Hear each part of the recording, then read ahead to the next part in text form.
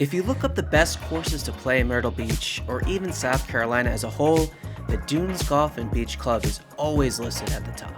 Designed by Robert Trent Jones, this is probably the most memorable layout I have come across in the South.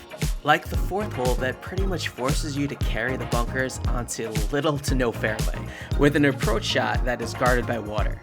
Or even Alligator Alley, holes stretching from 11th to the 13th is wildly difficult. Coined the Waterloo, the 13th is shaped like a boomerang, and I have never seen anything like it. The course is in impeccable shape even in the middle of winter, so if you're lucky enough to find a tee time, you do not want to miss out on playing this course. Since this course is semi-private, the only way you can book this course is through playmyrtlebeach.com. It was very easy for me to book in the middle of winter, but I can imagine it'll be more difficult in summer months. The opening drive was not ideal as I leaked it into the woods on the right. Had to punch it back out onto the fairway. I hit that one a little too hard as it ran through the fairway, but the rough here isn't that bad, especially when it is dormant. That was a sand wedge, great contact, a little different sound than I'm accustomed to. And I stuck it to about 7 feet, trying to salvage par here on the first. And I pulled it just slightly left, would tap in for bogey. The second hole is a dogleg left. I am hitting 3-wood here, trying to find the left side of the fairway, but as you can tell from that shot shape, similar to the one on the first hole, blocked it out to the right. I hit that tree, but I was very fortunate it bounced back into the middle of the fairway. The only problem is that I'm 196 yards away. That is a 4-iron. Caught it a little thin. Would be just short of that bunker. And you can't tell from this camera angle, but I had a very weird lie. The ball kind of nestled near the lip of the bunker. That was probably the best attempt I could have had at that.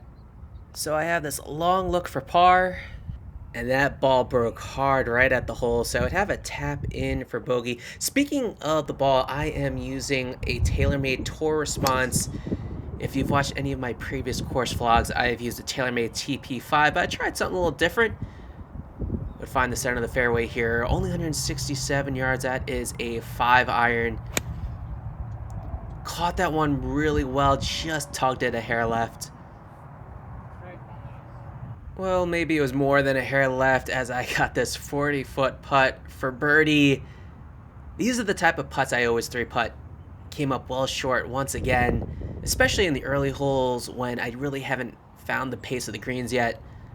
Tugged that one left, and we 3-putt for bogey, so we start the round with 3 straight bogeys. We move to the 4th hole. This is such a wonderfully difficult hole design. Whether you play from the whites or blues, this hole forces you to carry over those bunkers onto a sliver of a fairway. And unless you're a scratch golfer or you love losing golf balls, you can't really go for this hole in 2 as it is guarded by, I guess you can say, a phallic-shaped water hazard. With that in mind, I am aiming for the left side of the fairway. Tugged it just a little left, but I would say that is the miss. As long as you get past the bunkers, I think you're fine here. Laying up with a pitching wedge. I have about 120 yards to that water hazard. Hit a little too pure, got a little too close for comfort. This is about the same yardage as I had on the first hole. Just like a 3/4 sand wedge. Hit it so well. Just pulled it slightly, but I have about 15 feet for birdie. Uphill, moving to the right. Ooh. Not right enough apparently, but would tap in for par. Move to the 5th hole, 172 yards into a breeze. That's a 6-iron. Struck it pretty well, kind of high off the face. Came up a tad short, would leave me with about 35 feet for birdie. And this is where Cocky Ken comes into play with a little one-hander putt for par. And I put myself down for par, but looking back at it, that putt was just way too long to be given, so I'm going to put myself down for a bogey. We move to the 6th hole. I've got a fade going on, so I'm aiming up the left side of the fairway. But that fade a little too much would find the right side rough, which again is not that bad, especially in the wintertime. Grass is a little dormant. Caught it pretty well, but just pulled it again. That's my miss, is just pulling the ball left. Have a difficult chip here, short side. It hit it, I thought was well, but it hit that downslope, and just look at how much that ball just rolls away from the pin. This is not the type of putt you want to be putting for par. You could tell right away I was just not happy about that. Left it a good 6 feet short. Trying to salvage a bogey here. Yeah, we found the bottom of the cup. Saving myself from getting a double bogey. 7th hole, straightaway par 4, but there are bunkers covering the left and right side of the fairway, so I found the center cut, leaving myself with just 138 yards in. That is an 8-iron. And, you know, I'm striking the ball well in my irons right now. Hit it just left of the flag. So I got another decent look for birdie. Looks like I'm aiming left of the pin, and it broke the other way.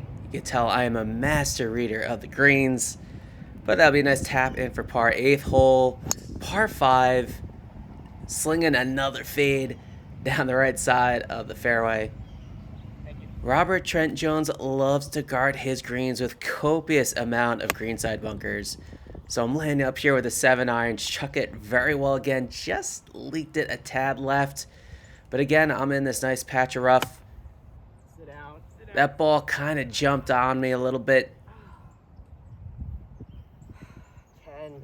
With the swing feeling as good as it is, and I struck that one really well, it's kind of disappointing that I have this rather long putt for birdie, and like most putts today, I leave it short. Got about a 4-footer. This time I got 2 hands on the putter, and we put it in the cup for par. This par 3 is probably my favorite par 3 on the course. It's the only chance you really get to see the ocean. That is a pitching wedge. Hit it dead center of the club face. This would be my best look for birdie of the day. Got about 7 feet for birdie, but this just puts on the right turn signal way too quick. I read it right, I just didn't give it enough, and would tap in for par. And that is 4 pars in the last 6 holes after 3 bogeys to start the round. Staying composed, not putting up any double boxes. A little disappointed I haven't seen any alligators, but it was January. Looking deeper into the numbers, 20 putts is a lot outside of 30 feet, and I'm a 3 putting machine. But ball striking with my irons is where it's at, so let's see if I can continue the trend as I head to the back 9. The 10th hole is a short par 4 with water hazard that comes into play. So I'm hitting a 3-wood here instead of a driver, and this is probably one of the more embarrassing swings in my life. Not because of the swing itself, but Oh, my belt broke. yeah, the old belt broke. Yeah, I guess it's time for me to go on a diet. It's never good when the belt breaks on camera. Got 125 yards, 9-iron, hitting into an elevated slope. Pulled the ball left, and it leaves me with this massive 30-foot putt coming back down the hill. I thought this was going in. Go in. Ugh. Oh, and that rolls out forever. A decent attempt for birdie there leaves me with about 15 feet for par. Gave it a good pace, at least got it past the hole. Would have to settle for a bogey. The 11th through 13th is known as Alligator Alley. This is definitely the hardest 3-hole stretch on the course with water hazards everywhere. It is not going to be easy staying on dry land. I'm aiming up the left side of the fairway. I got this nice little cut going on. Would hit the fairway but would roll out on the right side rough. If there is one thing that I struggle with in the game of golf, it is alignment. You can see my feet are way right of where the pin is. I came across it though beautifully. Ended up drawing that just left of the hole, but a lot of times I end up chunking that ball. Fortunate enough to have about a 25-foot putt for birdie. This is one of my better, well-read putts. I would go on to make the putt for par, so we're even Through one at Alligator Alley, we'll move to the par 3 12th as a 5 iron. A skanky 5 iron at that. That is headed right for the right side bunker. It went over the bunker. It did not go over the bunker, it went straight in. Thankfully, though, it is perched on an upslope, which makes this bunker shot a lot more easier. At this point during my round, I felt like I was really limiting a lot of mistakes, trying to get up and down for Sandy. Oh, and we drain it for par. What an up and down. Let's head to the 13th and the signature hole in the course known as the Waterloo. No, not named after ABBA's classic hit, but for its insane design. It is an inverted dogleg that cuts across Lake Singleton. There's no way around this. You have to hit over water on your layup, or for some, the approach shot, or unless you're Bryson DeChambeau, I'm sure he would love to reach the green from the tee box. Me, however, I got my 3-wood in hand. It is my anti-cut club, or so I thought. Save. I hope. What'd you think? I didn't see it. It was struck so bad that it was good, but the ball was lying on a downslope, or it was below my feet, and I knew I was going to have a hard time getting this one in the air. Get over, please get over. Woo! I flirted with disaster on back-to-back swings, but somehow came out unscathed. That is an 8-iron in hand, and that was, up to this point, the worst swing of the round. A lot of it has to do with my alignment, but unfortunately it is hard to self-diagnose mid-round. So I'm pitching onto the green. That checked up pretty nicely, so I had this delicate right-to-left putt. Started it a little too outside, but would settle for a bogey. But I'm pretty happy going 1 over in that 3-hole stretch. This course actually has 19 holes on the property. It is a par 72, but the par 4 14th is actually being renovated, so the current 14th is a par 3. That was a 7-iron, and I struck it very well, but as you can see, it went just a little long. The greens on the 14th aren't that great, obviously with it being an alternate hole. I gave it a little more pace than I should have, leaves me with about 4 to 5 feet for par. Oh, and we lift the right edge. That's a tough bogey. You can see him. Not too happy with that result. 15th hole is a par 5.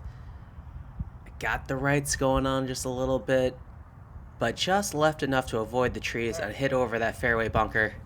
Laying up here with an 8-iron, trying to give myself about 70 yards in. Struck it pretty well, kind of knuckled a little out of that rough.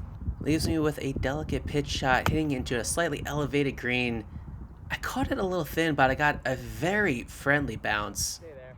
All right. I'm putting just on the fringe for birdie. Very quick putt, but I left it short with tap in for par. If you look to the left, the 16th is a shorter par 4 at 345 yards. What makes it difficult is that there are, count 'em, 7 bunkers that cover the entirety of the green. I would have loved to have shown you my tee shot, but unfortunately... Alright, so I missed that tee shot, but I found the fairway. I have 110 yards out. Got a gap wedge. I mean, look at this piss poor alignment. Looks like I'm aiming at the far right bunker. I came across it, and of course I chunked it. I mean, look at the divot too. Just pathetic. One thing that I do have confidence in is my short game in the bunker, splashing out very nicely. Unfortunately, there was a ridge. I just couldn't get it up that. Trying to salvage par with another up and down from the bunker. But these greens are tricky, especially as you get closer to the hole. The ball just seems to dive away from the hole. The 17th is a par 3 guarded by bunkers in a triangle formation. Lead that ball just out over the right, hoping it covers the bunker. It would. When putting, most of the break occurs as you near the hole when the ball is losing pace. So even though this putt looks like it's breaking left, it straightened out as it neared the hole. This is one of those uncomfortable short putts where just enough doubt creeps into your mind that you're not going to make it. Thankfully, I centered that into the hole for par. Come to the final hole of this great golf course. Wonderful, wonderful cloud coverage. That is a pull cut, finding the left side of the fairway. If you watch any of my videos, you know I draw the ball normally, but I just didn't have it in the bag on this vacation trip.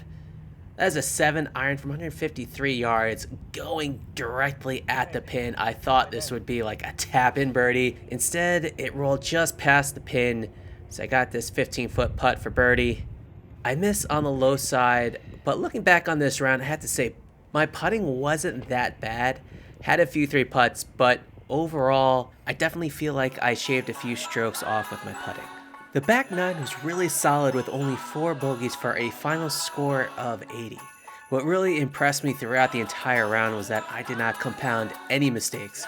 No double bogeys, just hitting greens, 2 putting, and GTFO.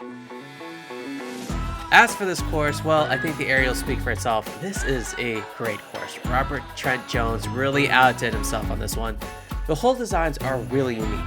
Golf Digest has this currently ranked as the 64th best public course in the US. I feel like it should be a little lower on the list. It is a shame that there aren't any holes close enough to the ocean like Kiowa, but let's tip the cap to RTJ for his creativity in making this the best course in Myrtle Beach.